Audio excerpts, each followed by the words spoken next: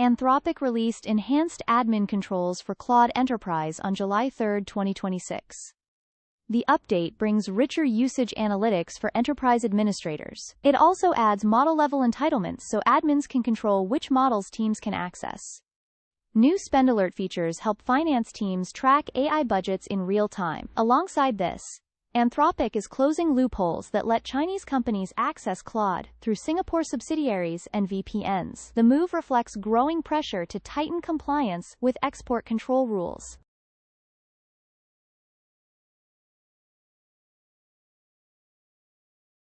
Tesla will impose a $200 per week AI token spending cap on all employees starting July 6, 2026. Any engineer who needs to exceed that limit must get explicit manager sign-off first. The cap follows months where some software engineers were burning through thousands of dollars in AI tokens weekly. Uber faced a similar problem, exhausting its entire $3.4 billion AI budget in just 4 months. GitHub Copilot had already shifted to usage-based billing to address this same cost risk. Together, these moves show enterprises are now actively reining in unchecked AI spending.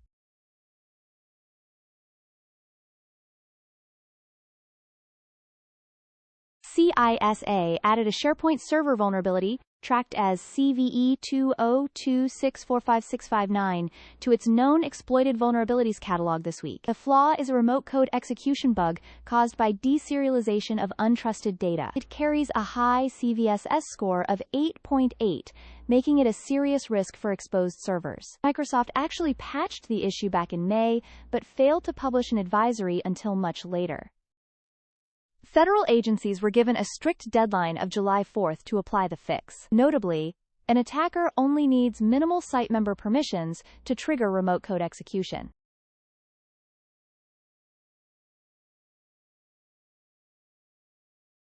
Security researchers disclosed a new Linux kernel flaw called bad epoll, tracked as CVE 202646242. The bug allows an ordinary user with no special access to gain complete root control of a system. It affects a huge range of devices, including Linux desktops, servers, and Android phones. Technically, it is a use-after-free vulnerability, where two kernel components try to clean up the same memory object simultaneously. Interestingly, Anthropic's advanced Mythos AI model had recently examined this same code area but missed this specific flaw. A human researcher, Jiayang Chung, later found it manually and built a working exploit.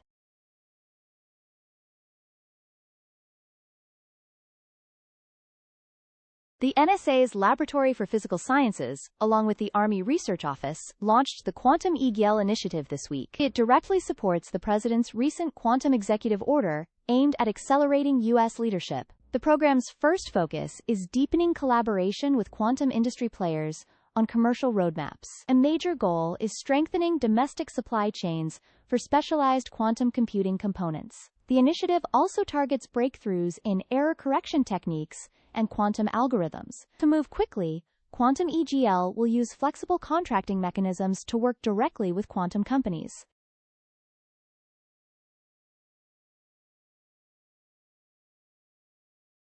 The semiconductor sector saw a dramatic reversal in early July as AI chip stocks plunged sharply. Micron Technology led the fall, dropping 13% and wiping out roughly $138 billion in market value in one session. Intel and AMD followed, falling 9% and 7% respectively, dragging the broader chip index down too. A key trigger was reports that SK Hynix is slowing its high-bandwidth memory production expansion. Adding pressure, the Federal Reserve under new chairman Kevin Warsh has turned notably more hawkish on interest rates. Together, these factors are fueling investor doubts about whether massive AI infrastructure spending will pay off as expected.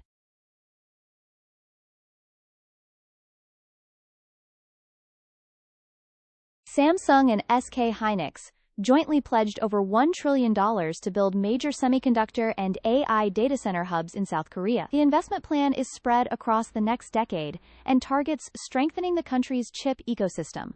This massive commitment comes just as both companies face a class action lawsuit alleging memory price fixing.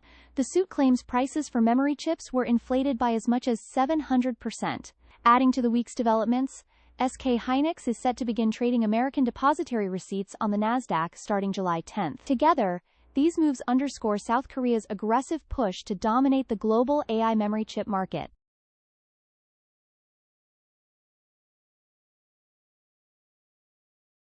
Meta is entering the cloud computing market with a new business reportedly called Meta Compute. The plan is to sell excess AI computing capacity to outside businesses rather than let it sit idle. This move is backed by massive 2026 capital expenditure guidance of $115 billion to $135 billion. It positions Meta as a direct challenger to AWS, Azure, and Google Cloud in enterprise AI infrastructure. Notably, Meta itself already spends billions renting compute from Google Cloud and CoreWeave. The initial offering will stay narrowly focused on AI-centric compute, rather than a full general-purpose cloud stack.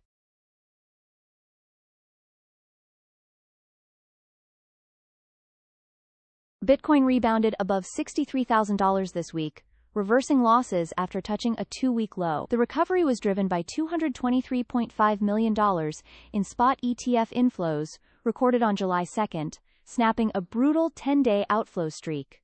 This rebound came even as the Clarity Act, a major U.S. crypto regulation bill, missed its symbolic July 4 signing target. The Senate still lacks the 60 votes needed for cloture, pushing floor action into mid-July at the earliest. Separately, the European Union's MiCA transitional period officially expired on July 1, forcing unlicensed firms to stop serving EU clients. Together, these developments highlight a crypto market still caught between price recovery and regulatory uncertainty.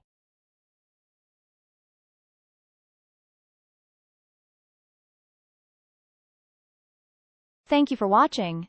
Please do like and subscribe for more content and stay updated with the latest technology news.